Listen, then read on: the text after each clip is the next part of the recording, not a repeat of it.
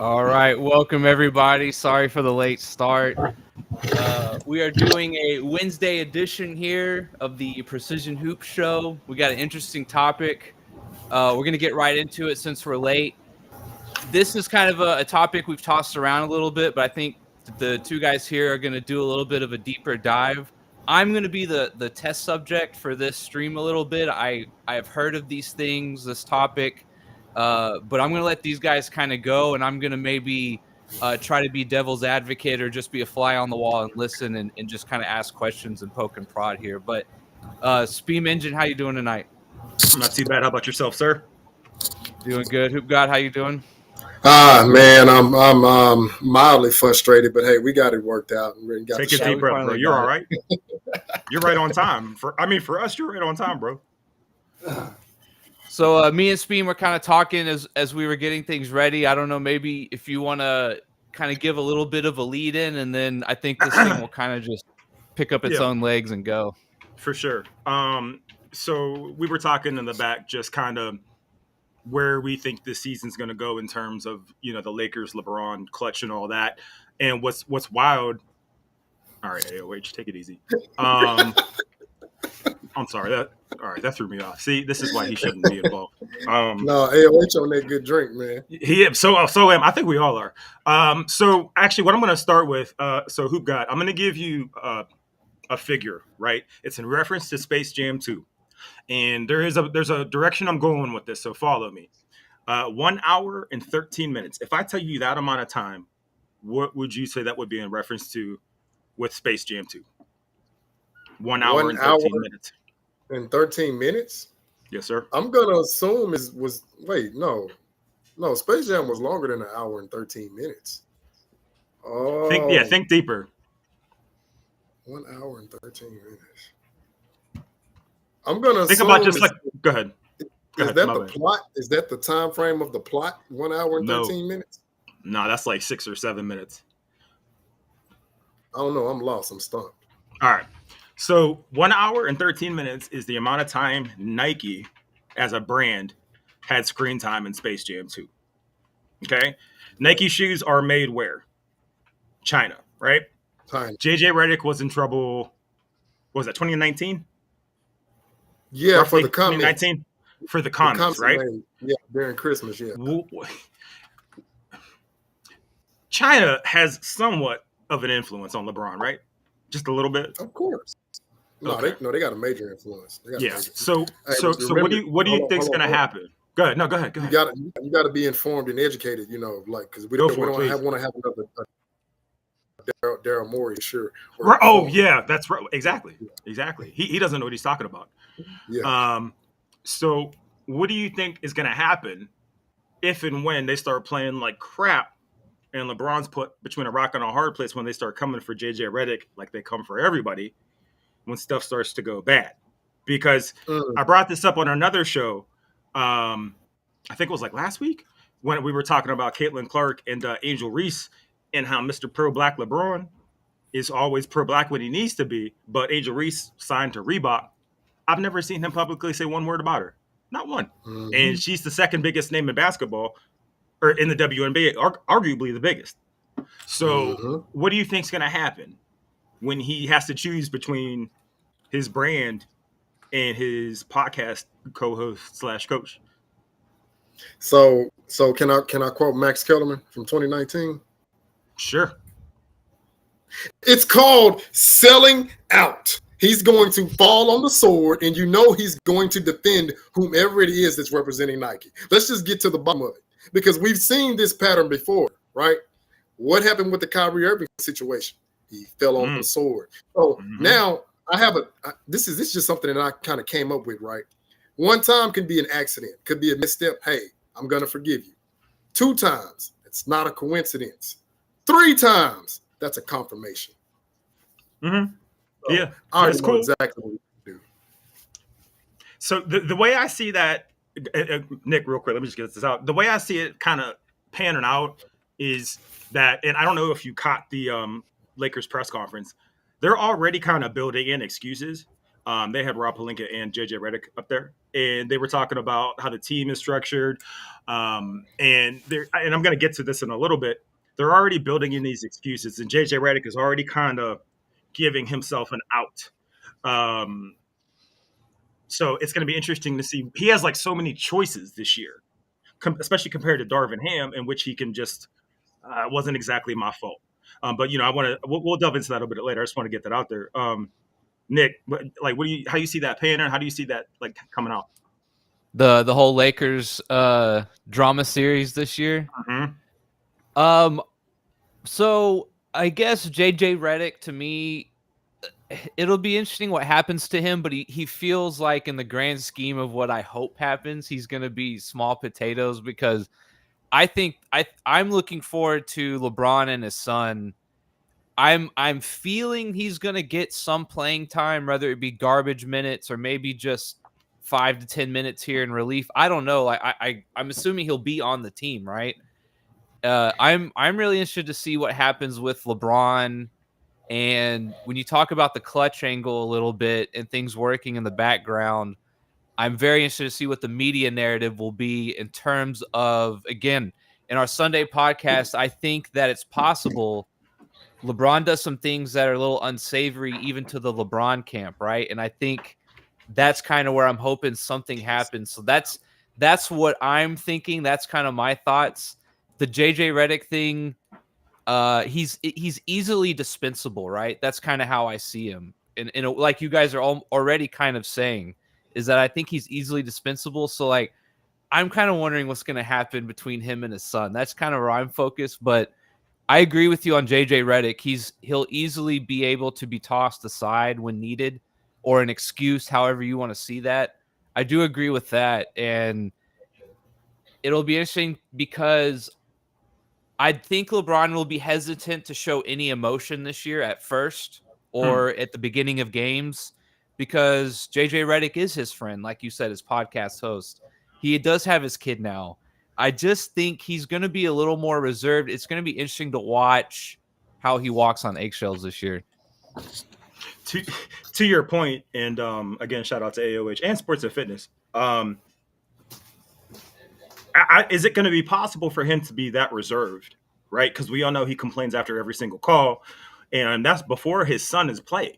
So now you throw his son in. Let's say Bronny James, because I don't want anything bad to happen to the kid. He's a child. Let's say he gets a hard foul. LeBron retaliates. Are they going to give him a flagrant? What happens when they don't give him a flagrant? You know what I mean? It's going to be so difficult to ref that team, especially since they were second in the league in free throw attempts last year. It's gonna like you said earlier in the back. It's gonna be it's either gonna be great or sour for him one way or the other. It's like there's no middle ground. And I think, to your point, it's gonna be a show to watch for sure. But it's not gonna be about basketball. Is the larger thing. It's like, it's gonna be more about just how it's narrated. And I think JJ Redick, I think he has an arrogance to him that he's not as easily dispensable as he is. I don't think he's going to want to go out like that. I think he's built himself up in his head that he's this great coach. And, when the rubber hits the road, it's like, I don't think he's just going to sit there and take it. I think you're going to see open arguments. I think it's going to be chaotic. It's not like Darvin Ham. Darvin Ham just kind of sat there and took it. That's true. Actually, I never even saw him really have an emotion. I mean, if we're being honest. Yeah, he's very reserved. Right. Yeah. JJ Redick can't afford to do that. He's an unproven coach. You can't just sit there with some brown clipboard with Nike checks on it and not say something. You know what I mean? It'll be interesting to see how he reacts. I guess I just see him as in a vacuum. It's hard to explain how I see him, right? I kind of said like he's a pawn. In a vacuum, I'm curious to see if he stands up to LeBron or what he does with Bronny too. Like, there's so many different weird angles here that I'm looking forward to. Yeah. I don't think we've ever seen anything like this, even in a sport at all, let alone basketball. Like even the Warriors or like the Heat, nothing was quite this deep in terms of the relationships that are at hand here and the Yeah, angles. it's nuanced. Oh, guess how much Nike was referenced in the original Space Jam? Wait, you said referenced Yeah, how much screen time? screen time in the first one? I'm gonna go Which everybody called a giant commercial, by the way. I'm gonna go out on a limb and say anywhere from an hour 45 to 2 hours. Way down. I was gonna say way a lot down. of Jordan's screen time was like waist up. His shoes actually weren't in the screen all that much, like Nope. 25 minutes. Way less. Oh, less than that. Damn. 10? 5 minutes. 5 minutes. 5 Oh, minutes. 5. Wait, 5 you're minutes. talking about just the Nike, just like it's Yep. The logo, the paraphernalia. brand. Yep. And that's including the Jordan brand itself. 5 minutes. Yeah. So just his shoes that feature Nike. That's it. Any Nike branding at all, shirts, posters, shoes, all of it. 5 minutes. Oh, okay, versus okay. An hour See, and 13 minutes. See, I misunderstood. Okay, I misunderstood the question the first time. Okay, you said how Yeah. much screen time did Nike get? Okay. And I was telling him in the back, the NBA as an entity has less screen time than Nike in Space Jam 2. And make that make sense. That's crazy. Where'd y'all think the Lakers are going to end up again this year? At the end? I don't have them making the playoffs. The play in is their ceiling again. Yeah, I don't got have them them making play the in playoffs. ceiling too. Okay, just And curious. the reason being is because the Timberwolves improved their roster, they got better. The Nuggets improved their roster. They got, no matter how much people want to try to downgrade Westbrook, he's gonna bring production to their team. OKC definitely got better.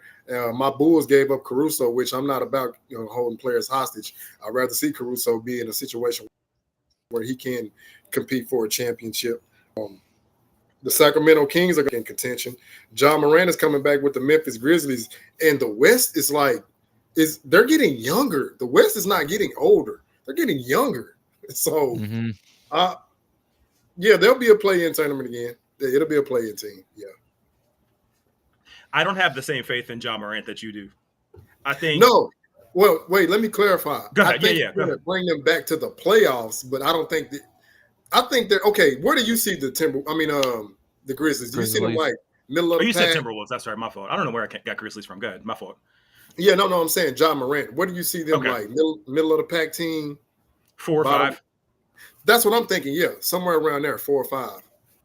I'm thinking play in at best. They're Really? kind of their ceiling. Memphis?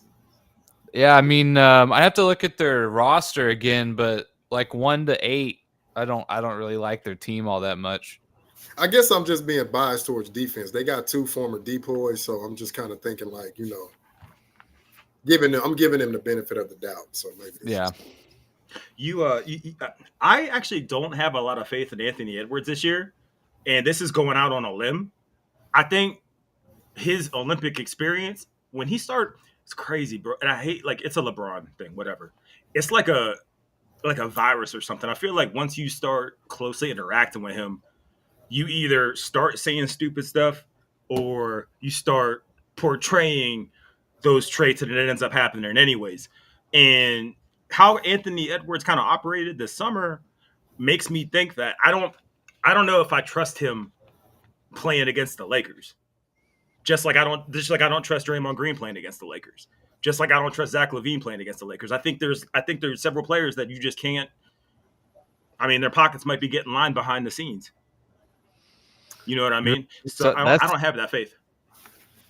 So I see that perspective. Yeah. You think some players hold back against like LeBron per se? Yusuf and Nurkic or are is a clutch incentivized client. to? Yeah, Yusuf Nurkic is a clutch client, and every time LeBron goes to the paint, he just abuses the shit out of him. Excuse my language. Has anyone ever seen a clutch contract? No. Mm-mm. That'd be interesting to see what they have to sign and say from a that's player or a media perspective. You think there's like NDAs involved? I don't know, but I'm wondering if they weasel words in there or some kind of language where it's sort of you can't badmouth our clients or something like that. You know what I mean? Which from a business perspective, like makes sense. Like legally, yes, like we want to keep a good PR, but they could say that and I'm sure behind the scenes, if they say certain things or whatever their angle might be, that these guys you definitely don't talk about or say anything about or call out, etc. Right? Well, so to your point, look at some of the bigger Clutch clients. I've never heard Zach LaVine speak out against LeBron, and he's been on the trading block for like 15 years. Mm-hmm. What's his face? Tristan Thompson thanks LeBron. He writes LeBron a letter, like not an email, like an actual physical letter every day, thanking him for his contract. I don't remember Trey. I don't know. Trae Young's not signed to Clutch anymore, but I can totally see him on the Lakers roster this year. Yeah, he left. Yeah. And there's just like certain players that I'm like, I don't know. I don't. It to me, it's like I know it's old now, right? But it's like it's weird that Draymond Green's the one that gets suspended, and then next year is a business partner. That has to be more than coincidence. I mean, yeah, it could be, but it's like, what are the odds? You know what? I don't know. What gives that? You know what gives that validity? 1977. Y'all can go look this up. They had an all-out brawl in the finals. No suspensions. Ralph Sampson. Now him and I think Jerry Seastings. They had a little tussle in the '86 finals. Now he got ejected immediately after that and was able to return in the next game, in which the Rockets won in his ejection. But this is what I'm trying to understand. Draymond Green finished the game when him and LeBron had that tussle. How does he get suspended the following game? How does Rudy Gobert get suspended by his own team before they play the Lakers in a fake fight? Why would you suspend your best defender before you go into the playoffs? Unless there's something off. If I can quote Hamlet, there is something rotten in Denmark. Bruh. It's wild. I did find the Game 5 suspension that never sat right with me. Because when did that happen too? That was like later in the game, right? Yeah, but wait, Nick, is it not the policy just like in the NFL? If a player does something, this a carryover. No, you can finish the game, albeit playoff or Super Bowl, but whatever the suspension is going to carry over to the next season. If you miss one game or two games, but you don't compromise the NBA Finals in that moment. Like, yeah, I guess what I was saying is it seems like if they reviewed it or looked at it at that time, I've always argued that then it's if he didn't get kicked out of the game, like I don't see how you can suspend him the next game, right? And had he done something that warranted getting suspended in the game, right, then he only would have been suspended for like a half and not an entire game. You know what I mean? That's the argument. That's what I'm assuming. Yeah. Sports and fitness kind of took me out out of the game for a second. It's certain things you learn in school and it sticks with you, right? So we were reading Hamlet, and he made the famous quote, "There is something rotten in Denmark." That's one of my favorite quotes. Shout out to Shakespeare. Moving forward, hang on 1 second. What's this bullshit? There we go. Moving forward, I don't know if you guys caught the press conference, but they were talking to Rob Pelinka and JJ Redick, and both of them spoke about consistency and consistent lineups. And I was like, oh my goodness, here we go again. The season hasn't even started yet, and they're talking about, well, they're going to keep the same core that went 23-10 last year. And it's like, yeah, all right, cool. But if you read between the nuance of that, you're all right, we're going to use the same core as 23-10. All right, cool. But that's not likely, and everybody knows that. So when they start to lose, well, we didn't have our core. It's all good. And I was talking to Nick about this in the back. They were talking about Anthony Davis. And JJ Redick said he was going to take this approach of, Anthony Davis, I'm paraphrasing here. Mm-hmm. You can't be putting that stuff up there. Hey, shout out to AOH. No, that's another good one, too. I can't be. I read it. He shouldn't be here, man. No. What AOH is saying, that's Stephen A. Smith. Every time I hear him talk, that's what I hear, Stephen A. Smith. I have a theory on him this year, too. But for as far as AD is concerned, both Pelinka and JJ Redick said they're going to go. He's going to go as far as they allow him or that he allows himself to go. And if he wants to have an MVP season, he will. So I'm thinking to myself, all right, so when he plays like shit, which to them is like 30-13, he's like the best player on the team, but that's not good enough. They're going to pin it on him and him not wanting it badly enough. They talked about how last year was great, and he needs to go back to his MVP. Like, I think he finished 1 year, I think 6th in MVP voting. Then he needs to go back to that. And I'm thinking, he was the damn MVP of that team last year. What are we talking about? But now they're building it in. All right, well, if he doesn't play well, that's on him. And if they're going to use him a lot, if they use him a lot, he's going to get hurt too. Okay, so yeah, and they don't, because they actually asked him. Shit, I forgot what the hell I was saying. Move on. This is why you shouldn't post this shit. Move on, please. No, because I'm pulling up what Hakeem did in the '94 season. Because what you're saying, this is what I hear the Lakers saying in a roundabout way. So they want Anthony Olajuwon production. They want 27 points per game. No, this is the finals. I'm sorry. Let me go to the regular season because I want to make sure I got the correct numbers. While he's doing that, I was doing a little bit of just doing some very elementary reading, and I came up to how Rich Paul and LeBron met. Have you read this? Just selling jerseys? Yeah, selling jerseys, yeah. Do you remember that? Do you remember that LeBron got in trouble for that? The throwback thing? Yeah, he did. He got in trouble because that's back when Mitchell and Ness was huge. Oh, those jerseys were going for $300-400, right? Yeah, now he was selling them out of the trunk of his car, and LeBron got, they were talking about how he came about him. Of course, nothing came of it, but that was Rich Paul. Yeah. So their relationship started off shady. So they want. Let me give y'all these numbers. They want Anthony Davis to give you 27 points per game, 12 rebounds, 4 blocks, 1.5 steals, and 4 assists. But watch this. That season, Hakeem shot 53% from the field, 42% from three on lower. What was that percentage? 42% from three, but it's on low volume. Like one for two. Well, that's 72% from the free throw line. Although we know AD shoots better. That's what they want out of Anthony Davis. But my thing is, why do you all keep telling us Anthony Davis is the best player, but yet you all don't consistently play through him to it's like you have to reassure and give him that confidence that yes, we're playing through you. Because you can't say, well, Anthony Davis, we want him to be an MVP, but then one game you'll play through him, the next game you don't. I mean, like they contradict themselves. You want to hear something even wilder? They were talking about that in the press conference, and guess what came up? Is LeBron going to give the keys to Anthony Davis?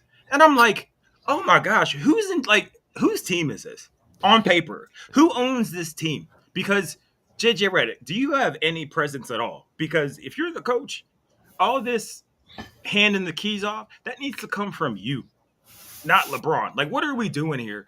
And how stupid do you think people are that you openly say LeBron's not in control of this team, yet LeBron needs to give Anthony Davis the keys to this team, which he said he was going to do, the second season with LA? Maybe the first season with LA?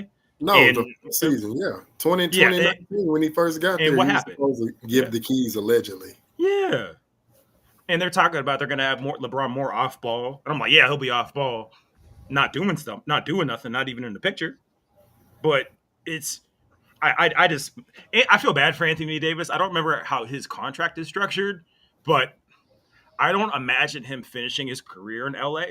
I was just wondering that myself. I was looking it up. He just got a extension, right? Yeah, Anthony Davis's current contract is. Oh God! Of course, I can't find it. That's a clutch contract. I won't be able to. Yeah, I guess he just did resign because the last they have 20. Yeah, till 27, 28 year. He's gonna make $70 million in the 2027 basketball year. That's fucking crazy. So yeah, he's gonna be there until then. Yeah, because I don't think he will. Because they have 2 first-round draft picks too. You think he'll request a trade? He only has one chip and no MVPs, and that's ridiculous. That's asinine to me. He should be the best player in the league, and it shouldn't even be close. I think he should at least have 2 depoys now. If he's not going to be an MVP, which I agree, yeah, I think he could have Does had. he have any? No, he doesn't have. No, he doesn't even have a depoy. That's my thing. I don't like Rudy Gobert has 4. No, that don't make sense to me. He's finished second, third, fourth, 8th, 9th, and 4th again. Now So I can see him lose. around. I could see him losing to Giannis. That's understandable. Losing to Rudy Gobert, no, you can't even sell me on that. But then you have to ask yourself though, if someone asks me, am I taking a prime AD or am I taking a prime Giannis? I feel like I'm taking AD, and that's not a very difficult decision for me. If we throw out injuries, yes, I would give you that.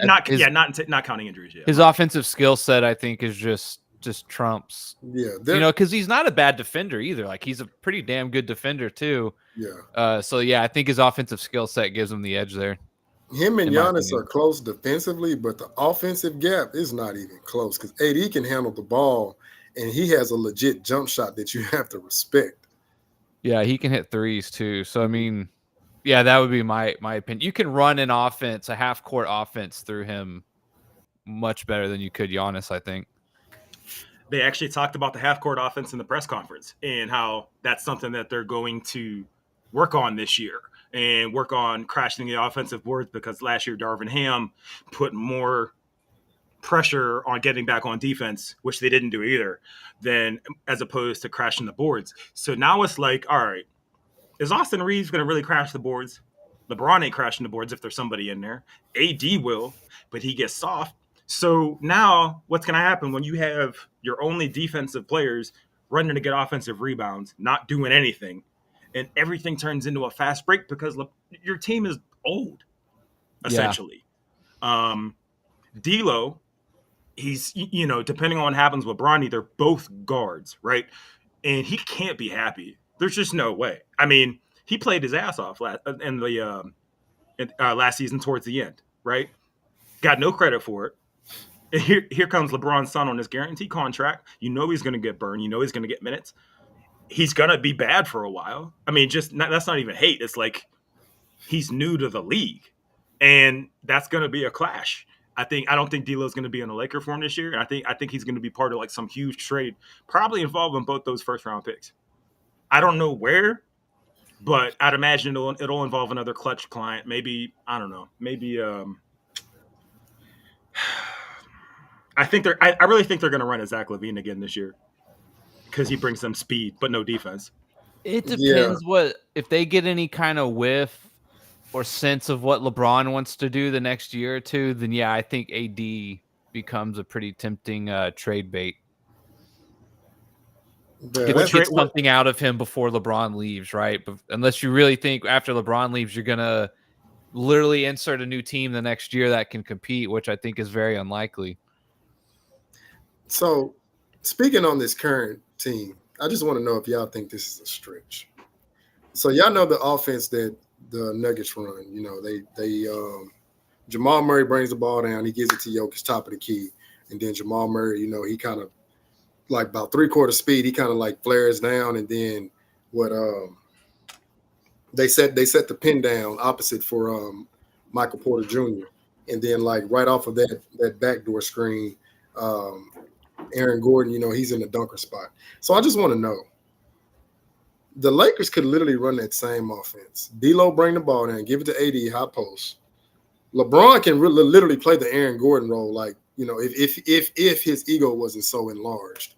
And then you can either have Rui Hachimura or Austin Reeves coming off a double pin down or a baseline screen, seeing that they are effective at catching and shooting. I'm just trying to figure out, the Lakers really have the same players, the same caliber players to run that style. Seldomly see them do it. Do you know they're starting 5 this year? Wait, you said, yeah, who's the starting 5? D'Lo, Austin Reeves, LeBron, Rui, AD. I mean, that's it right there. But we know who cannot come off the ball because he has no off-ball game. So in a sense, he's stagnating his own offense and holding him back because they could literally have a smooth-flowing offense just like that. I mean, Aaron Gordon literally had a game where he shot 60% from the field, like just killing them in the dunker spot. I'm like, I mean, hey, you guys have same caliber players. You can mimic that and be successful. Yeah, my biggest gripe. My bad. Go ahead. I was just gonna say real quick. I mean, we've talked about it before. My biggest gripe about today's basketball is just how it's so star driven with one guy, ball in his hands. And like I have coached before and instructed, and man, I could talk about shot selection all day, like trying to get the best shot possible. And just that's the one thing that, like, when I watch today's NBA, is kind of hinting on it. Like, they're not running an offense, and you're trying to maybe, out of 60, 70 possessions or whatever, you get 10 easy buckets, right? Because you were just moving around. And instead, it's just everything's trying to go through one, maybe two players. Yeah, but yeah, go ahead. You were going to say about the rebounds? How do you crash the boards with that roster? I mean, Rui, sure.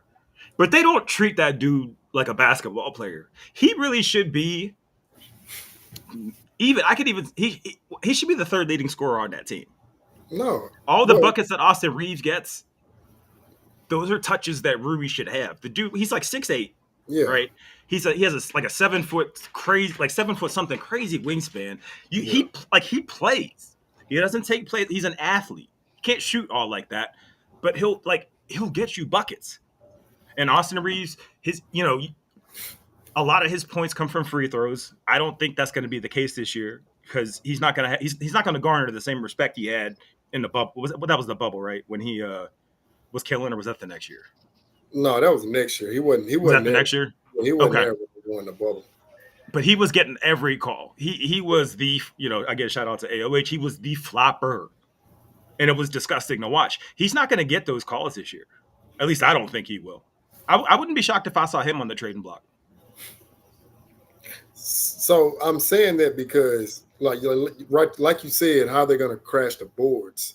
Well, you have a player with the physical capabilities. He just don't have the mindset to do it. So he's detrimental to his own team. Who, AD or you're talking about LeBron? Yeah, like he could literally get, like, crash the boards in that position, blocking out. He just doesn't want to do it. So yeah, and it would actually kind of save him some miles too to have him crash the boards and not constantly leaking out or having to run up and down the court so much if he just focused on the boards. But I don't know. We'll see. Off topic, it's an unglorified thing to do. Yeah, he's very. I do think he gets compensated behind the scenes for being the scapegoat. AD for this team. Yeah, I do. I really like his contract. Here's a Rolex already. Here's a Rolex. Sorry about last year. Here's a movie. Here's a role in a stupid movie. Go be in Space Jam 2, right? Brandon Ingram, Kyle Kuzma, Zach LaVine, and Trae Young, all on the trade block this year. I wouldn't be shocked to see Kyle Kuzma back in a Lakers uniform. I really wouldn't. He's showing what he can do now that he's not with a douchebag. And I think it's going to be one of those things where it's like, oh, snap. We should, he's familiar with this team, with this structure. Let's bring him back in and see what happens. And he's just going to get relegated back into being a jump shooter. And he's going to have to crowd the paint with AD, and nothing's going to come of it. But I would not be shocked to see him in a Laker uniform, and I wouldn't be shocked to see Ingram back with the Lakers. Personally, if I was those dudes, I wouldn't even want to come back saying that I got unceremoniously shipped out. So, but hey, yeah, big time. You never know. You never know what this can, convince. So hey, yeah. Tristan Thompson's a free agent this year too. I wouldn't be shocked to see him in a Laker uniform. Tristan Kardashian? Wait a minute. Yeah. Not Tristan Kardashian. Oh man. Yeah, he's a free agent this year. Oh, man. Oh, wait, him and J.R. Smith is signed to Clutch also. Oh no. You're gonna look out for that. Don't bring Tristan Kardashian. Nothing good is gonna happen. Tristan Thompson's only 33. I thought he's like 40. That's insane. Yeah, he looks 40. Well, D'Lo is only 28. No, that's what happens when you deal with those That's Kardashians, man. crazy. They take D'Angelo, years off of D'Angelo Russell's only 28. Pretty sure he's only 28. you. Man, dude, That look sounds like about right, though. D'Angelo Russell looks older than me, and I'm 38. I'm sorry. He came from Sacramento. Is that right? D'Angelo? Yeah. I don't College? remember. No, he went to Ohio. Talking about college or the team? No, he got traded from the or to the No, Lakers. no, he came. No, he came from Minnesota. He was with the Timberwolves. That's right. Yeah, he was. Hey, wait, he was on their team when they made the play in, when they beat the Clippers, and they started celebrating like He they was went on Brooklyn. Yeah, He was on Brooklyn too to start. Okay. yeah. He was on Brooklyn too, but no, that was crazy, man. When they Golden made the State, play in, Minnesota. they were out there celebrating like they done went to the Western Conference Finals or something. You talk about one. What's this? Patrick Beverly was getting all hype. Yes, man, that was hilarious. He officially retired too, right? I thought he went to Bev? China, which is like retiring, I guess. Yeah, I guess so, right? Once you go to China, you probably don't come back, right? Them dudes damn, are man. gods over there, man. Damn, I Yeah. didn't know. Hey, he could have put up 30 points a game. Watch. I don't know if it's still the same, but I know like back in the day, whatever that means. Like if you go play Euro ball, they pay for like your room and your board, your housing, your travel, your car, Damn. all your food, right? I think they pay for all that stuff. I don't know how it is these days, but I'm going to get a little, not political, racial, whatever. I do think that when it's, you know how when teams start to lose, it comes out that like if the coach is white and the players are black, all of a sudden it turns into this like master slave kind of like Phil Jackson comparison. Exactly, right? Yeah. And it goes back to like the whole JJ Redick arrogance thing. Plus, the dude kind of already looks like a Nazi. It's like there's no, unless that team is successful immediately, you're gonna have people from one race or the other immediately going racial with this, especially considering LeBron's history with race baiting and just anything I don't know, man. that becomes a victim. I think LeBron knows. I think LeBron is at least smart enough to know that he cannot bring JJ Redick on and then cop out that hard after like half a season. I think even LeBron knows he can't do that. Like he would get crushed for that. I hope he's that self-aware, right? That he wouldn't go that route with it. I think now, what will other people say? I don't know, but I don't think LeBron will do that. I got to be honest. Yeah, if he has any remote level of self-awareness, no, he knows he can't do that. So this now in his head, does he think that? I don't know. Maybe right? maybe, but no, his PR team, no, they're gonna spin it. Believe me. Don't I say, yo, he needs to go to politics because his PR team. When I tell you they can spin those narratives like a DJ spinning records on a disc jockey, I'm like, oh, yo, you're in the wrong profession. You need to be up there debating Trump and Kamala and all the rest of them. Because I'm like, bro, I've never seen nothing like this. So, and they signed JJ for 4 years, right? Yep. Yeah. So I feel like he's gonna get a lot of leash this first year. Now you're right. If it goes south bad, I don't know what'll happen, right? No one knows, but I don't know. I feel like 4 years, like it'll be the beginning of that second year that if it's gone really bad, that I think maybe they cut bait. But I don't know. We'll see. Nick, yeah. If they go like, I don't know, first part of the season, like let's say they're like 10 and I don't know. Let's say realistically 10 and 15, 10 and 17, losing record but not like out. You don't think JJ Redick should be on the hot seat, having no coaching experience whatsoever? Absolutely 100%. He's on the hot seat, like 1,000%. Like I think there is something to the. What do you guys think about when Nash got hired? Did you think Nash was it's a stupid unfair, but did you think it was unfair though, or do you think it was worth like the risk? Go ahead. No, I was gonna ask, had he spent any time as an assistant? Because it's like, if I'm not mistaken, it's like he just got thrust in there and like, hey, you're the coach. Did he? I thought maybe he did do some stuff. I don't know. I thought maybe on the Lakers he did some things, but I could be totally just making that up. Well, the reason I'm saying that is because more often than not, like I'll take Jason Kidd for example. He spent time on the sidelines. Now I know Milwaukee, that was a whole debacle, but we saw what he was doing. Now that he's with the Mavericks, they've gotten to the championship. Sam Cassell, which I'm still just scratching my head, like how come he hasn't gotten a coaching gig yet, seeing that he spent a significant amount on the sidelines. More often than not, when I see the guys spending like Steve Kerr, okay, he spent time. And then ultimately he gets the coaching job with the Warriors and they take off. But it's like, JJ, you haven't sat on the sideline not one time. You were just a commentator. Then you start your own Mind the Blame podcast, and now you're a coach. Like, wait, Mind the what? Blame. That's dope. That's dope. What? You just come up with that? Yeah, I've been saying it for a while. That's what dope. I call Mind the Blame, because that's exactly what they're doing. So Nash did do, it looks like 2 or 3 years of consulting with the Warriors, and his first year was the year they won 73 games. And then he was with them for another year or two, which they won a championship. Okay. And then from there he went to the Brooklyn Nets. I mean, again, consulting is not, but at least I guess it's something, right? Consulting's like the word that you can say if you're doing anything that could be shitty. But to be fair, Nash is an MVP, a top 75, first ballot Hall of Famer. JJ's none of those. So true. It's just like, okay, we know how you really got that position. You're not going to come out and say it, but we know how you got it. Here's a question. Do they continue to do the podcast during the season? No, that's going to be a conflict of interest. Like they've already said that it's been backshelved. Then how is Draymond Green able to do it then?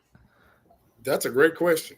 Because if I'm Steph Curry, bro, get your ass Yo, right.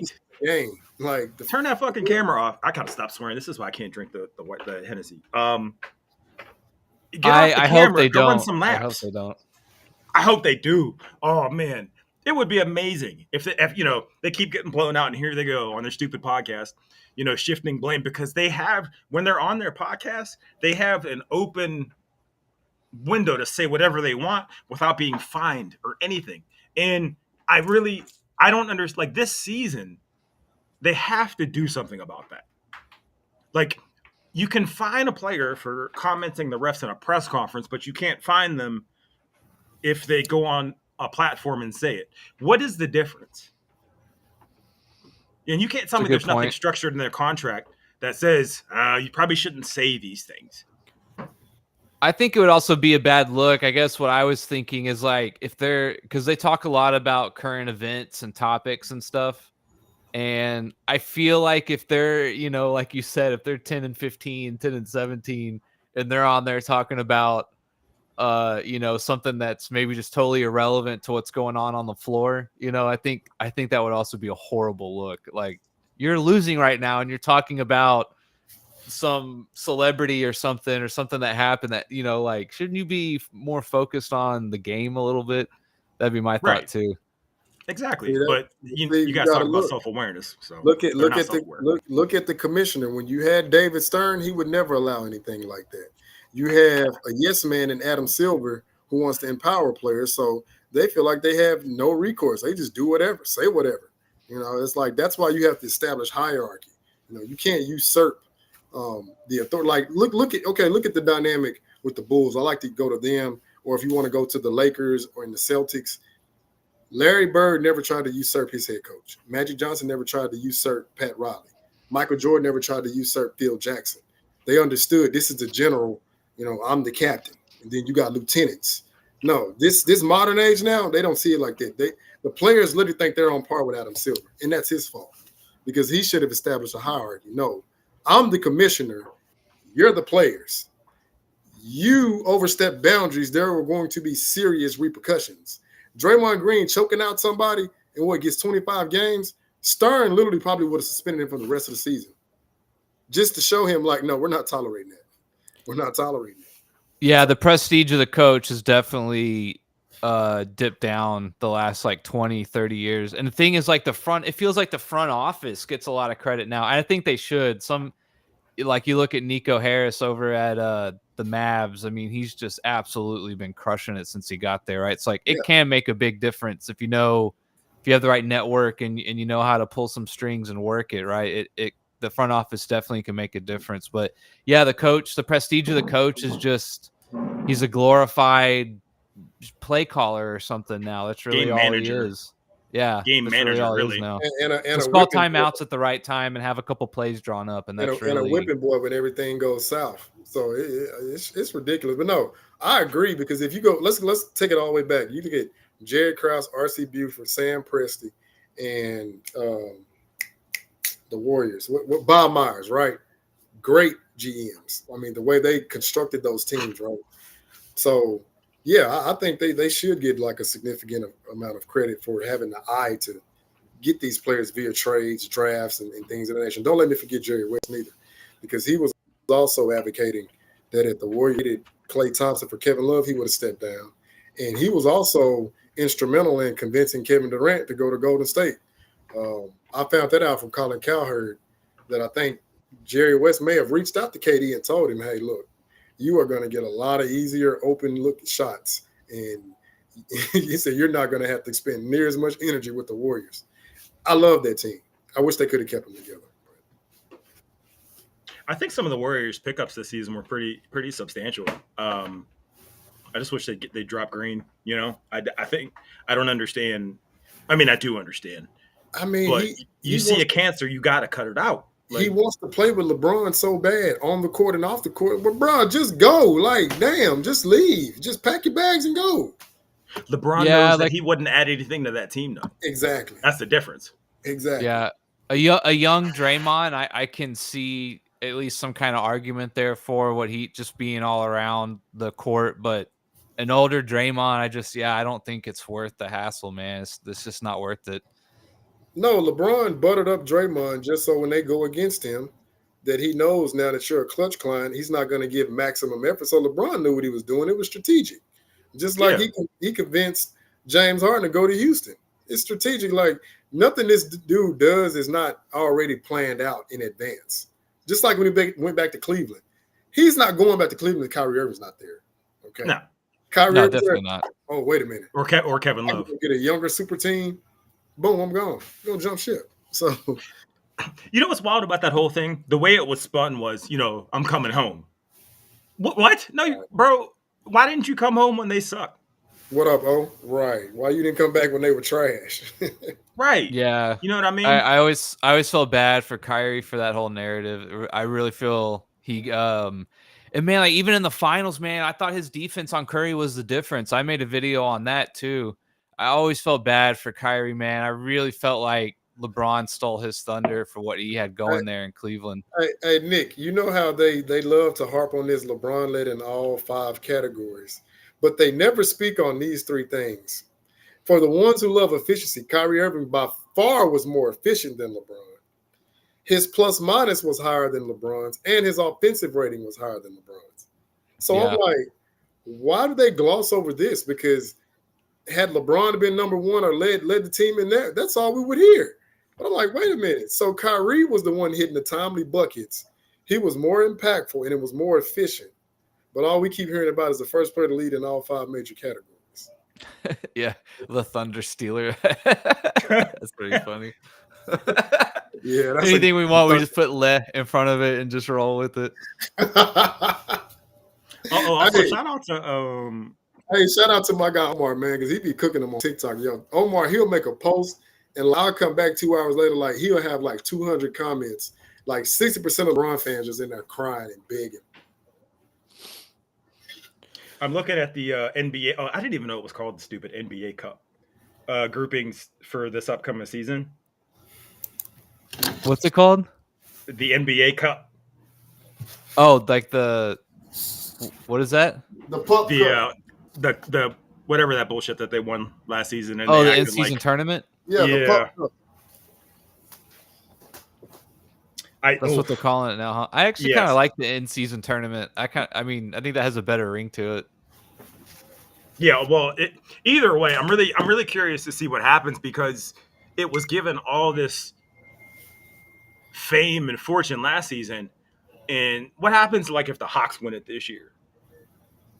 How's it going to be portrayed? Are they going to say Trae Young's, the best player in the league if he wins the in-season tournament MVP? You know what I mean? I'm really curious to see how that's spun. I think, and going back to the media, speaking of spinning things, I think Stephen A. Smith is going to lose his mind on set on camera this year. I think he took such a beating with all that Caitlin Clark WNBA stuff that I think he's had it.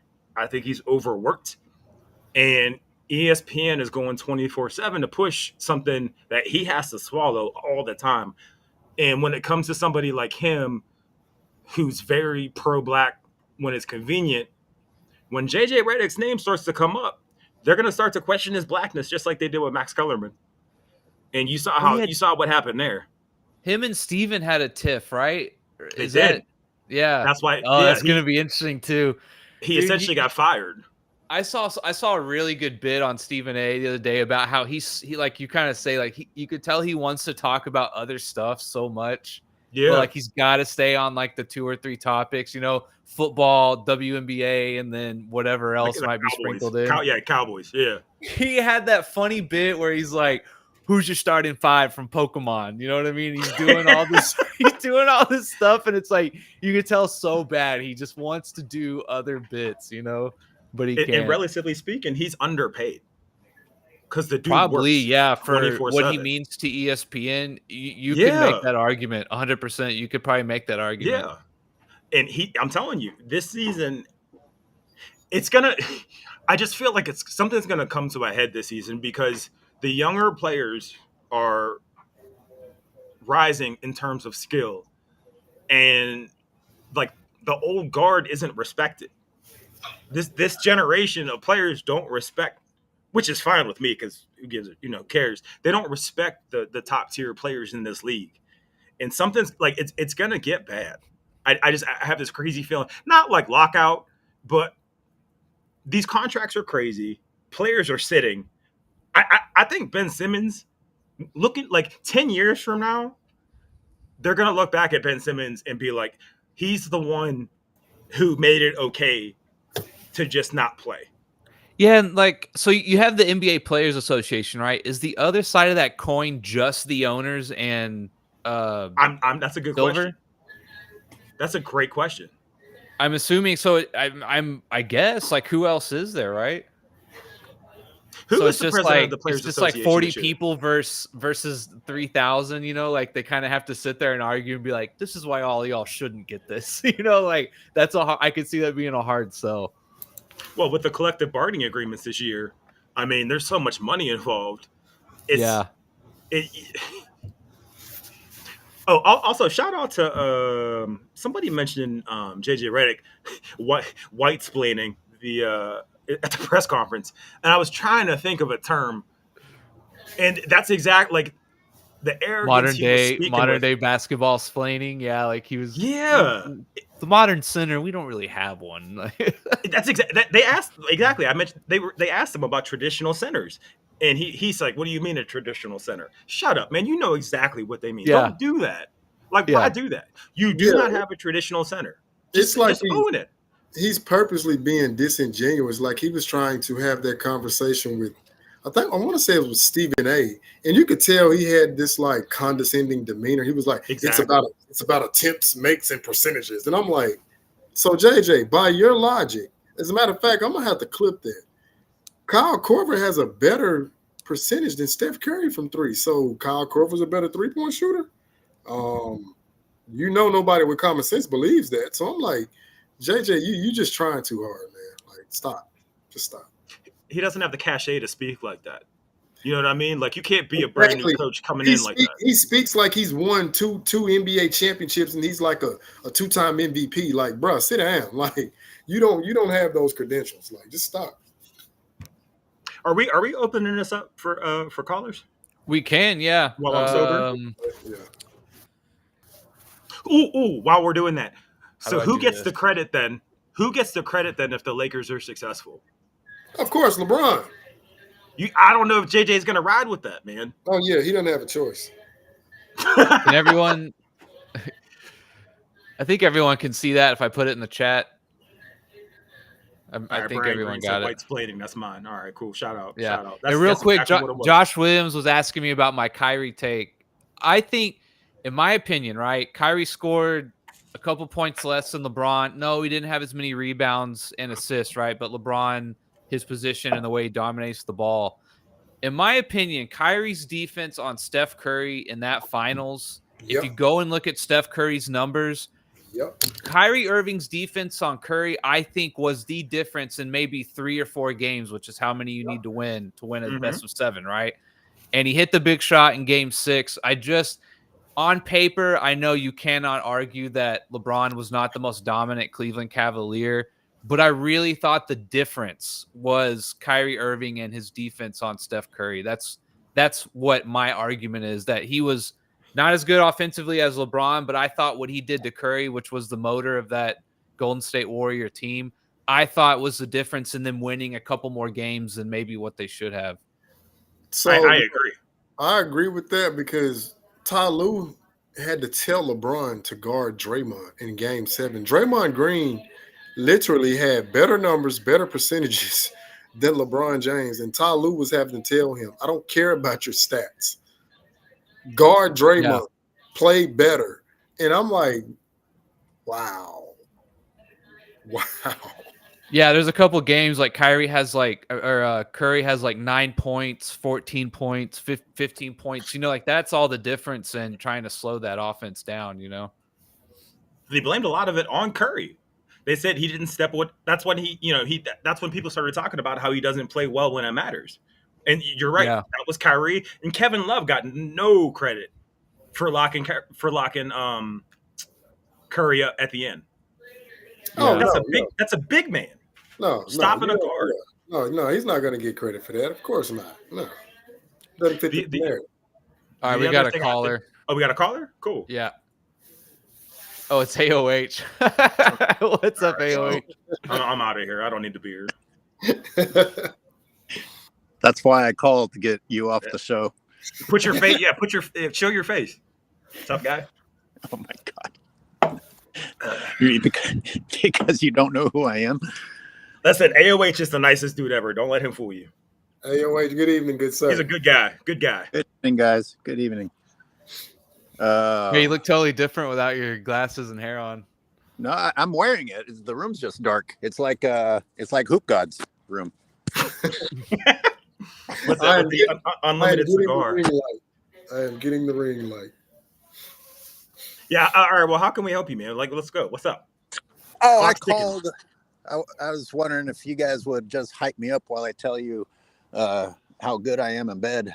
And wait! Did you subscribe to the Spanish Shop? Hold on, he got the RTOs.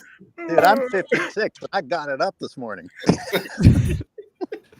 We cannot let him derail the show like this. I'm not going to talk about anytime you wake up, right? Derail the show like you guys have been on track all fucking day. I am not going to listen to AOH talking about his dick. I won't. Get him out of here. Oh my God.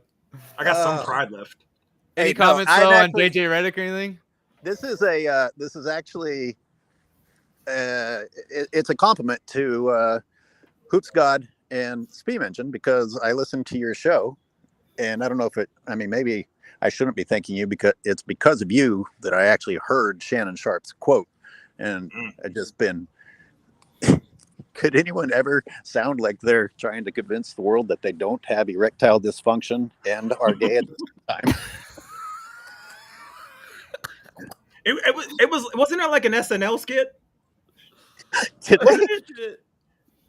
Yo, oh my God. Yo, he cannot convince me that was not a marketing tool like that. If you just look at how he was setting that up, I'm like, bro, we know you're lying. And I still think he's gay.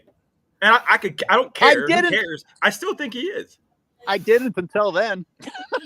I mean, he put too much emphasis on it. Like, it's like he might as well have said, my name's Shannon Sharp and I love women. I swear. Like it was that basic.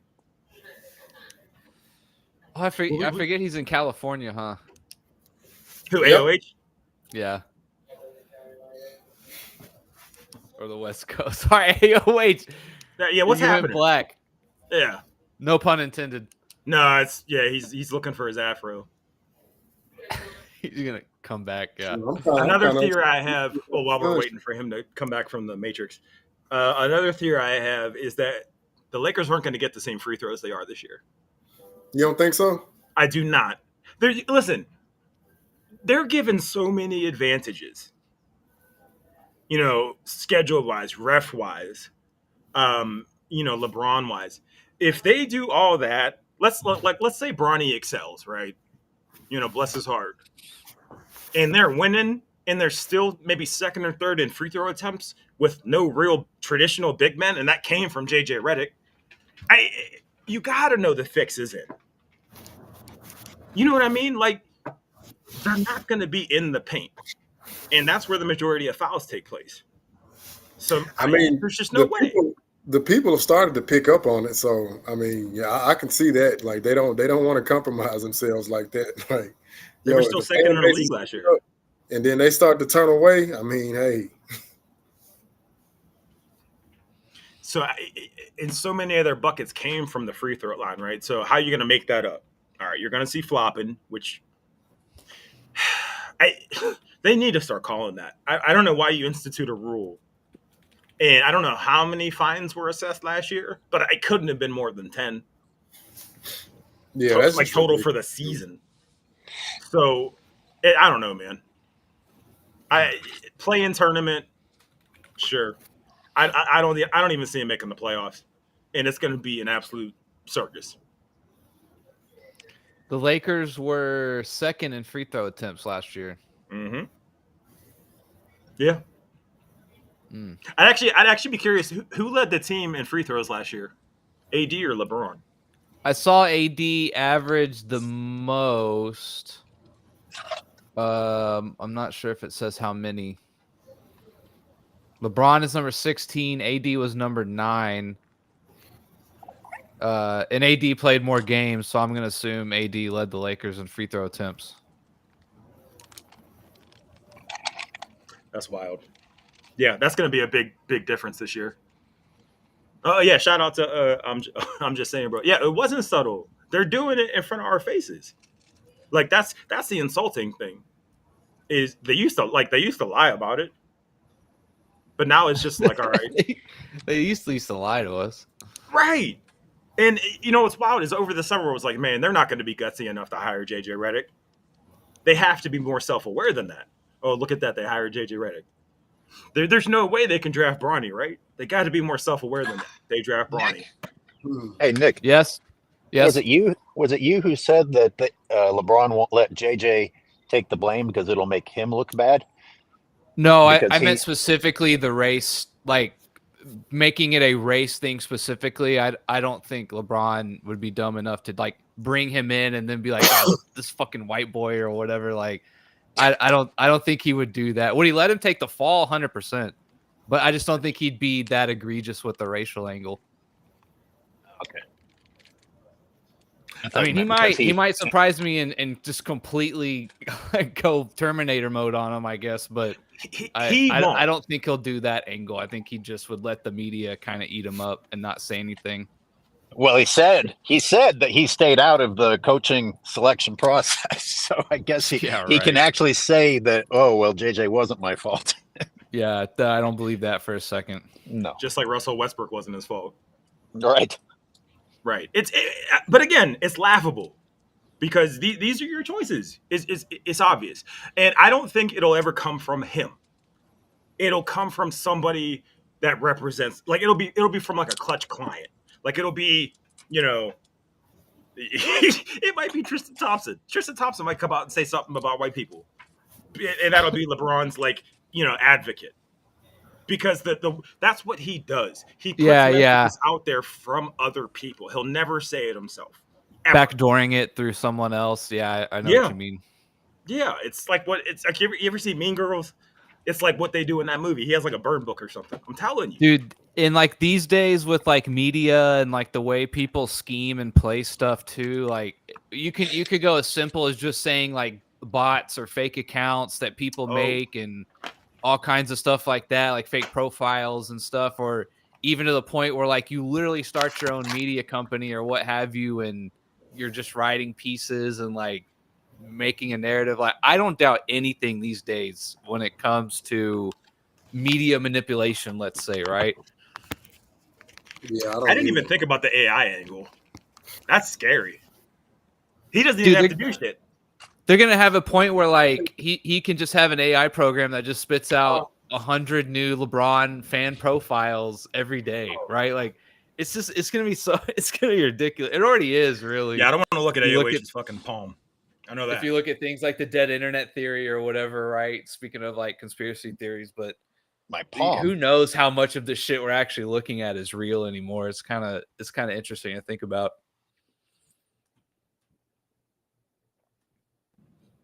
AOH dropped out. He dropped out. That AI point. That's such a. I'm trying to fix my camera. That's such a strong point because even when you look at like the music industry, right? You have like these streaming farms, so you don't even know like the people that are listening. It's not even people. It's programming. So you don't know what's legit anymore. Yeah. Yep, definitely. Manufacturing consensus, right, is such a crazy like thing to think about. Yeah, that's why I went ahead and dropped my top 10, and I've already explicitly stated, hey, just in case somebody AIs me, no, I do not have this particular player in my top 10. So long as I got the original, I'm good to go. So like Clutch Sports, right? Do they have media arms as well? Like is Clutch Points? Is that but spelled differently? Clutch. No, That's different. Clutch Points, no, Totally different. Yeah, no, they're spelled. Okay. They're spelled with a C. Right. Like Spin said, Unclutch, or I call them Clutch Sports, is spelled with a K. So no, they're not affiliated with them. Do they have any media out there though? They got The Shop, Uninterrupted, and Spring Hill Entertainment. That's their movie arm. And you know, I mean, it's not official, but we know they got plants at these various talking shows. Like we know Nick Wrong is on the take, LaShannon Sharp definitely is on the take, and Colin Cowherd, he vacillates. So I guess whenever they're bringing the checks in, you know, he'll speak a certain way, but whenever the checks stop coming, kind of like Kendrick Perkins when he had that stance he took when him and LeBron had that riff, he pretty much like called him out on television. So. We know they got people on their payroll. Does Clutch have any media personalities that they represent as well, or is it just players? They have affiliates. So Nick Wright, he's affiliated with Clutch. Yeah. Okay. Not technically with Clutch. Shout out to John One. So I forgot about Chris Broussard. Yeah, him too. Okay, I'm gonna take him as an agent of Clutch Sports then, if they're affiliated. Who Broussard?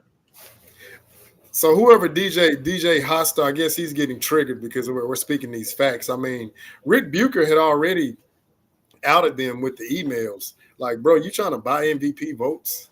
And Rick Bucher's like, you're not even the best player on your team. I'm like, come on, man, this is sad. But the other thing is I'm seeing though is like everyone talks about how Jordan dropped, the Last Dance. Because it's not I'm scared. It's the same reason we talk. It's the same reason we speak up.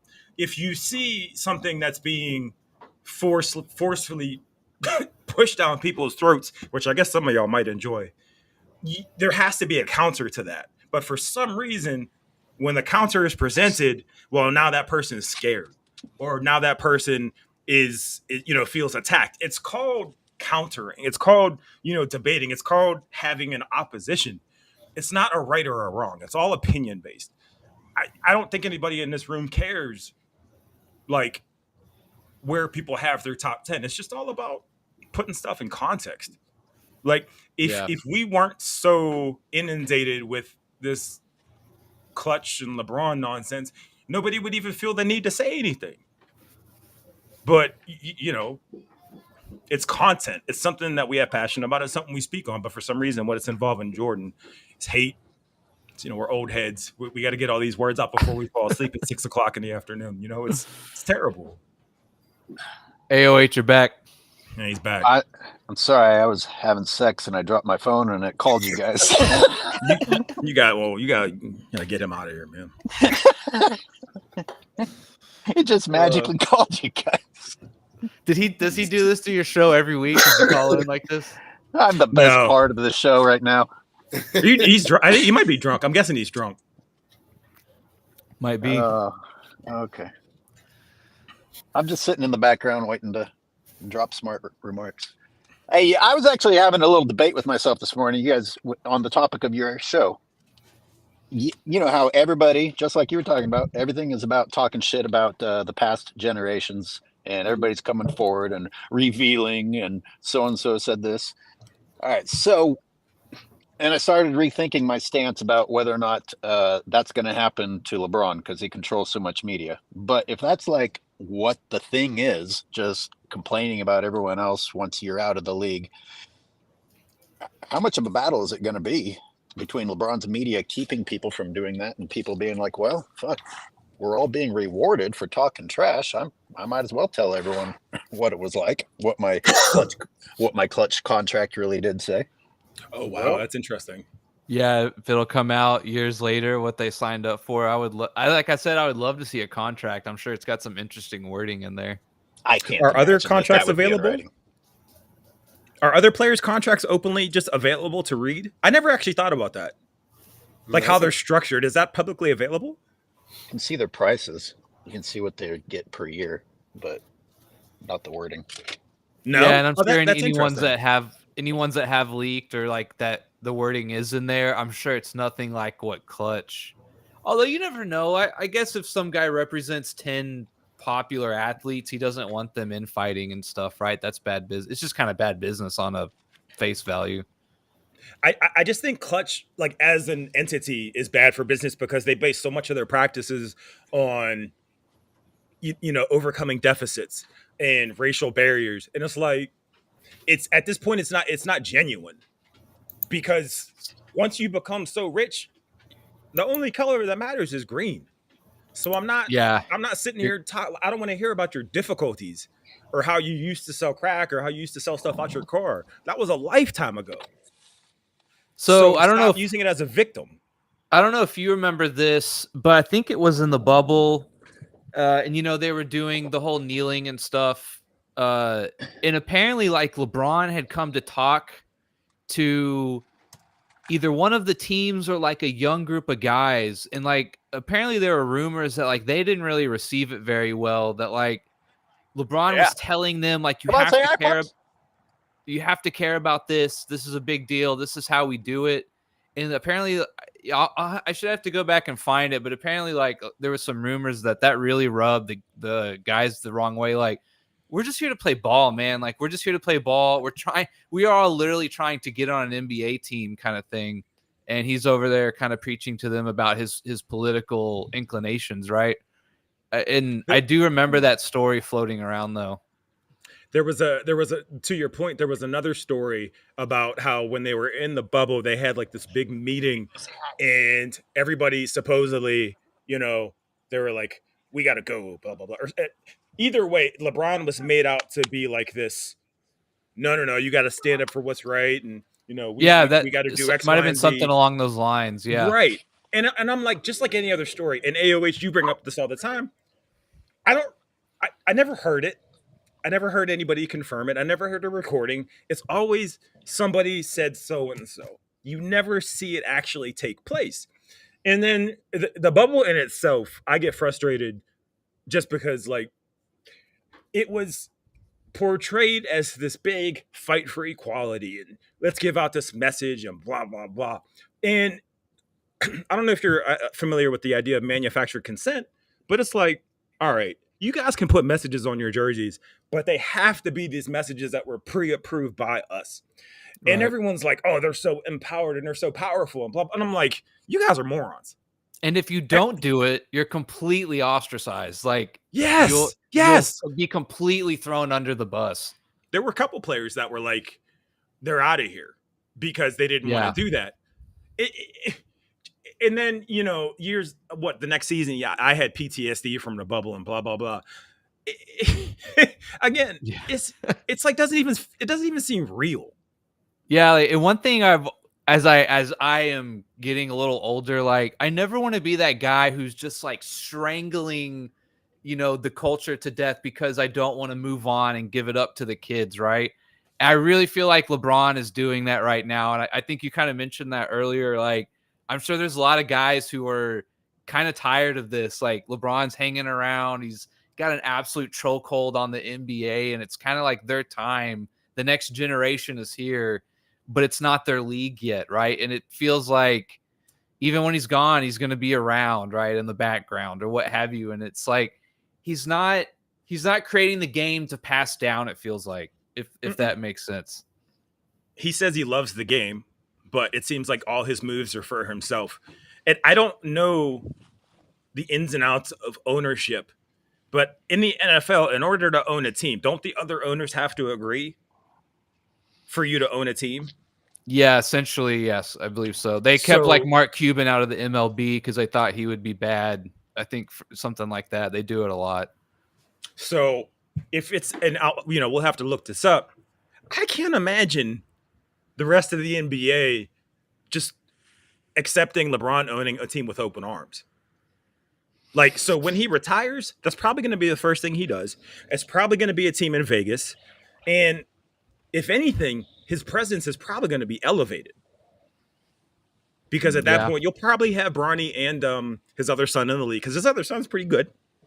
And now you're going to have LeBron in a position of, even more authority. And he's not like Jordan was a terrible owner because he couldn't swallow his pride. How the hell do you think LeBron's going to do?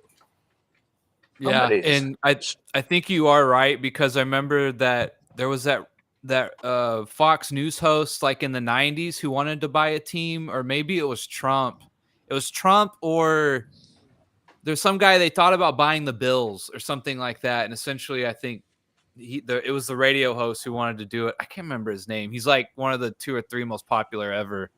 But essentially, yeah, they told him, no, we don't want you owning the Bills. There's a professional podcast. I mean, no offense to us, but like these guys actually get paid for it. And thank you for grouping yourself in, at least. They were talking about this very subject and talking about whether or not they would have the power to shun LeBron James. And they made a pretty, I'm sorry that I can't remember the details. It was this summer, but they're like, LeBron actually has the ability to get in whether they like him or not. Interesting. And he'll probably do something stupid, like try to name him like the Las Vegas LeBrons or something stupid, because he's that, he's that ignorant of a person. I'm sure somewhere in the small print it probably says you have to have a legitimate reason to like not want someone in or out. I'm sure they have some kind of written rules somewhere, right, for the ownership. So you have to have a good reason other than you just don't like someone. That's a good enough reason, damn it. You would think so. It's a small club. You would think like, hey man, we should have the right to say we just don't want this guy, right? You would think so. It's a small group and we ain't in it. You think they would be able to decide what they wanted. The other problem is, go ahead. My fault. Go ahead. They may have been doing a race angle, like it was the Good Boys Club, and we're like, nah, that's exactly what I was thinking. That's exactly what I was thinking. Is that'll be his angle for trying to own a team? Is he's trying to go against the Good Old Boys Club, which I like. Yeah, sure, that's a great thing to do, but it's not, to me, that's not genuine coming from him, coming from a person who's conveniently played the race angle the majority of his career. I'll bring this up every time.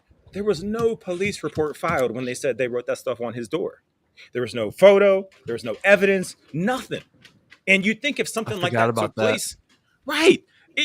It's just like the Angel Reese stuff, all this harassment and death threats and all that stuff. Do you think if that took place and you're worth that much money, there would be documented evidence? There never is, because it's race baiting. It's what sells now. It's a billionaire playing a victim, which is sickening, and it's ultimately how he's going to be successful. But people can't read into that nuance. They look at the numbers. They look at Jay-Z's a part owner, right? The Nets, but it's like 3% or something like that. It's like really small, right? So that'll be the angle, I'm sure, and it'll be a circus. But I'm here for it. We'll see. I'm waiting for the steroid stuff to come out. It'll eventually leak after he retires. Yeah, I think he did something. There's no question. But to be honest, I think a lot more guys than we think probably do something. You know, if we're count like sure. EPOs, which are just good for stamina, right? You don't get bulky Yeah. and stuff on them. There's all kinds of stuff out there. I think once you start making the millions and the risk reward, I think a lot of guys take stuff. And the tests aren't really that hard to get around if you know what you're doing. I don't think they even test. They don't, and they give you like tons of heads up. They give you like a month or two heads up, I think. The other issue is what's the black dude, right wing guy? Like nobody can stand him. They just call him fat. He's a big LeBron hater. Scap did a show with him. Well, that I can see him in my head. Shoot, what is his name? Anyways, the problem is he's one of the biggest anti-LeBron voices, but it's really easy to say you dislike him. It's really easy to call him, you know, an Uncle Tom or a coon or whatever. But a lot of what he says has merit, but it's coming from him. So it's like right message, wrong messenger, right? And that's probably going to be the biggest voice now that he has an independent platform. So there's no real, I don't know. I don't want to be dramatic, but it's like this basketball war, you know?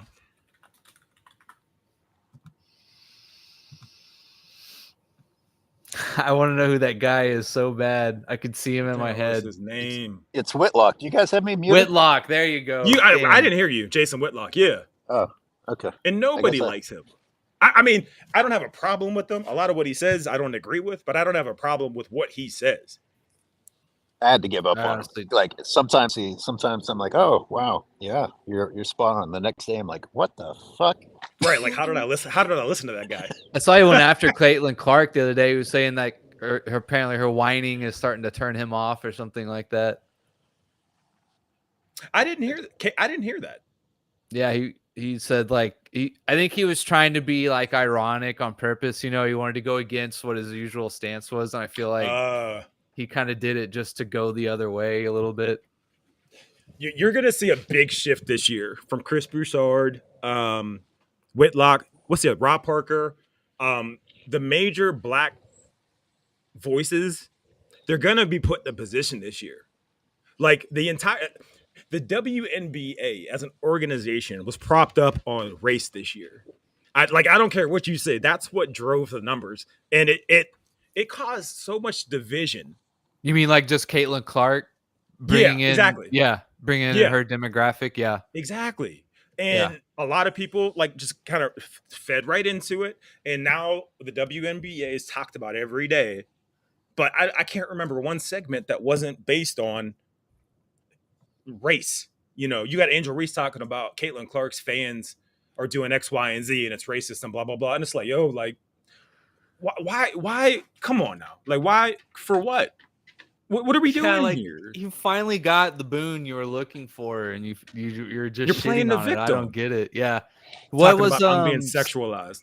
Skip Bayless came out, and he was literally like, Caitlin Clark is good enough for me to like her, but just because she's white and I'm white, I felt bad about it. Essentially, was like what he said. And it's like, come on, man, like get over yourself. It's not that serious. That's what I'm saying. Why can't she just be dope? So, but again, that's all going to come to a head because people are going to have, especially in November, we have a whole election coming up, right? So it's like, it's going to be so political and so divisive and so explosive. And every athlete's going to have an opinion and every athlete's going to be super informed and know who's standing for what. And most of them don't know what the hell they're talking about. So I cannot wait. It's going to be so much like the WWE. I'm telling you. Yeah. I mean, the irony is that, Charles was right when he said, like, I'm not a role model. I mean, I think that really did snap a lot of people. Like, a lot of these guys have never gone to college. Like, they know nothing about finances or, like, real world struggles, like buying groceries and shit. Like, it's just crazy. With social media and whatnot, it is crazy, like, how people, like you said, are able to manufacture, like, a facade, right? I've always said it's the one thing I hate about LeBron the most is everything feels planned. Everything is a PR. Everything is a move. Everything is a stunt. Like, there is nothing natural about him. Not like oh, I stubbed my toe and I said shit, and he just kind of says like, oops, you know, like there's no like human moment about him. I hate that. The most embarrassing moment, and now I am gonna sound like a hater, but the most embarrassing moment from him to me is when he was giving his salute to Kobe, and he says, I got this thing, I was gonna read it, but now I'm gonna go off the top of my head, blah blah blah, and I'm like, oh my gosh, like what are we doing?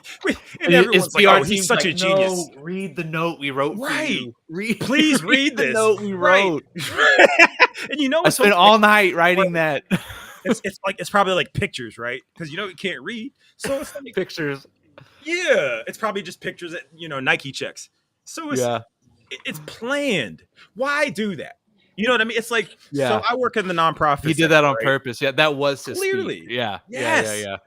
I work in the nonprofit sector, and there's families that we work with, and everyone, as a sneakerhead, like there's basketball players that need sneakers.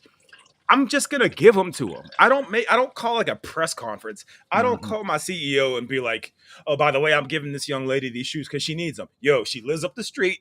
I don't need these anymore. I'm just gonna go give them to her. It doesn't have to, like, if you're doing a good thing, if you're doing a right thing, it doesn't need to be lambasted across the world. And everything that he does is exactly that. And I'll always bring up Dikembe Mutombo. Dude saved like a continent. Essentially, and nobody talks about him. Yeah, he's like one of the best ambassadors the game's ever had. The dude's building infrastructures in Africa, not failing schools, and nobody talks about him. Yeah, it's like even when LeBron tries to do good things, like even with his son sometimes, and like the schools he makes, it still just feels fake. It feels empty, and like I hope it's doing some good. Like, don't get me wrong. Sure. But it still feels like I'm doing this because this is for my legacy, kind of thing, which I'm not going to complain about that stuff too much, right? Money in the community is money in the community. It's really hard to like hate someone for that. But the spirit of it still feels kind of fake.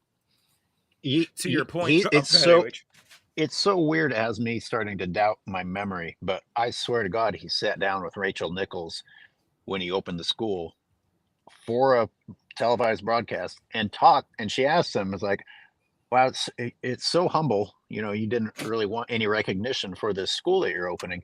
I'm like, does anyone else understand that we're watching a show about him opening the school while talking about his humility? Yeah, it's a little bit hard to believe you're seeing this. Yeah. Hey, wait, did you ever watch Curb Your Enthusiasm? I've seen probably 5 episodes. There's an episode where Larry David gets upset because somebody gives an anonymous donation, but they're named and they get a plaque. And he's like, well, if it's supposed to be anonymous, like, so then he gives a donation and then they just call it anonymous. And he's like, what? I don't understand. Like, if it's supposed to be anonymous, why does this person get credit? And to your point, every single interview, Buddy's like, well, I didn't really want to talk about this. And then he'll wink at the camera like Deadpool or something. And then he'll talk about it for 45 minutes. They're like, LeBron, I know you don't want to talk about why you're so great, but while we're here, and then he pulls out like his notepad with his pictures on it, and then he reads. It's like, it's so low hanging fruit that somebody should be able to pick up on. But we have gotten so. Go ahead.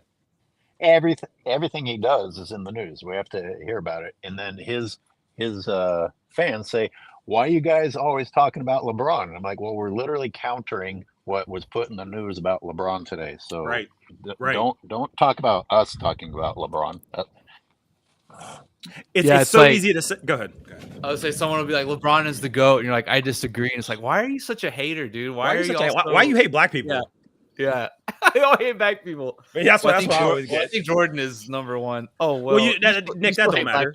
That don't matter. Why you hate on a black man? That's what I get. Yeah. Why you counting his pockets?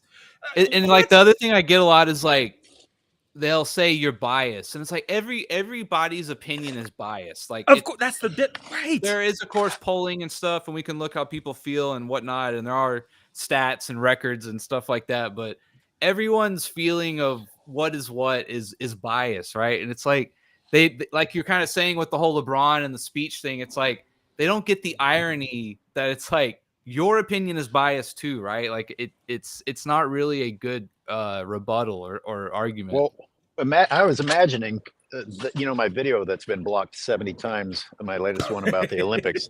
None of you guys have even seen anything that I want to reference, but I've got like this bit where it shows LeBron complaining about what the ref said, and I'm like, oh, clearly the refs are just haters, because you can't call anything against LeBron, otherwise you're a hater. Well, what if we reduced our arguments to the same thing, and we just said that everything pro LeBron is, oh, you're just a hater. You're wrong. You're just wrong. All we're doing is just going back and forth calling each other haters. That kind of exposes how dumb their argument is. Like, you're literally just using buzzwords going back and forth. Can you please describe the game that you watched? And of course they haven't. Right. They'll say, I watched this clip on TikTok.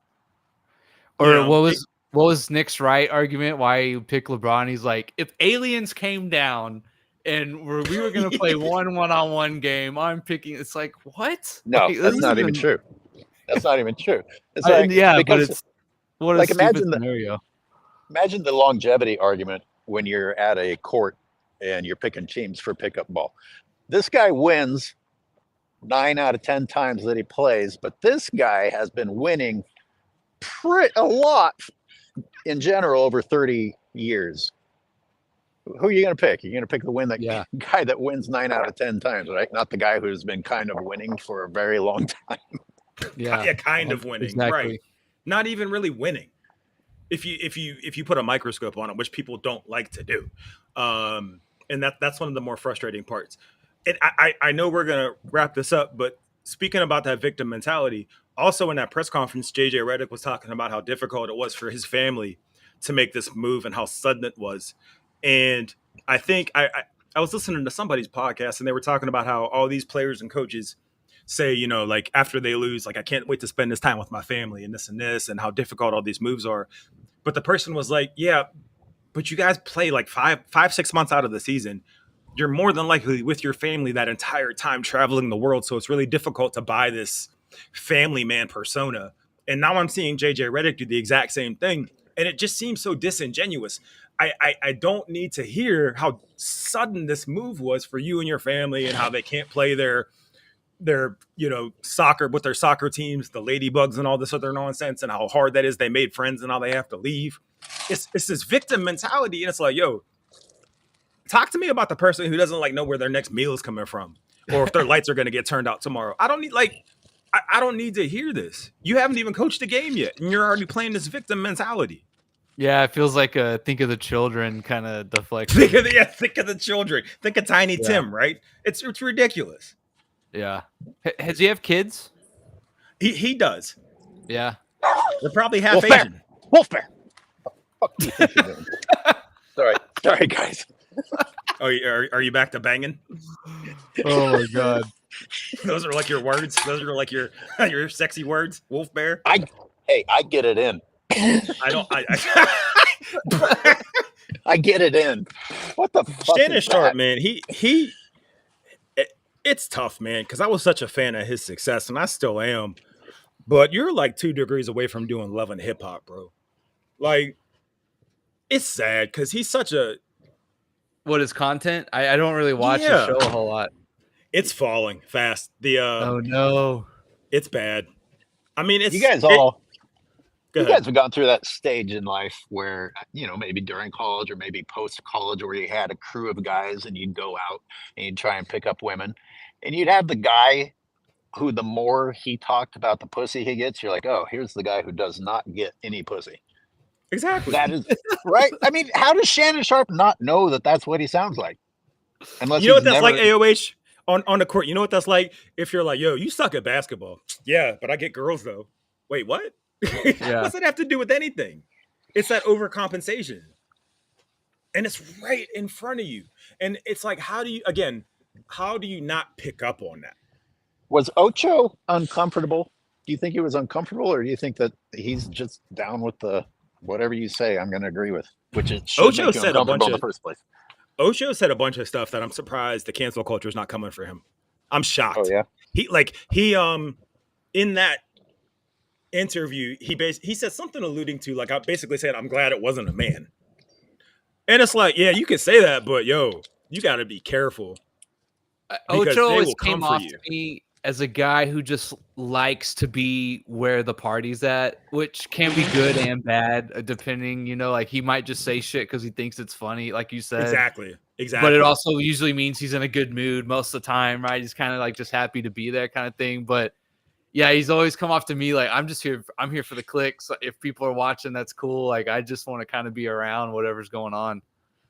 It does seem like he has just like a lackadaisical, if I'm there, I'm there. You know what I mean? Yeah. Which overall is good, but yeah, he might step in it from time to time. I'm shocked they're not coming for him. And I don't know if you guys remember this. I feel like I bring this up like every third episode. LeBron's idiot self was saying homophobic stuff about what's his face when he came out of the closet, talking about if I had somebody in my locker room and they were gay, I'd want them to tell me. Otherwise, I couldn't trust them. And I tried to find that clip. It does not exist anymore. Interesting. It does not exist anymore. So, All right. Rap Reloaded says Shannon has bed sheets of an athlete.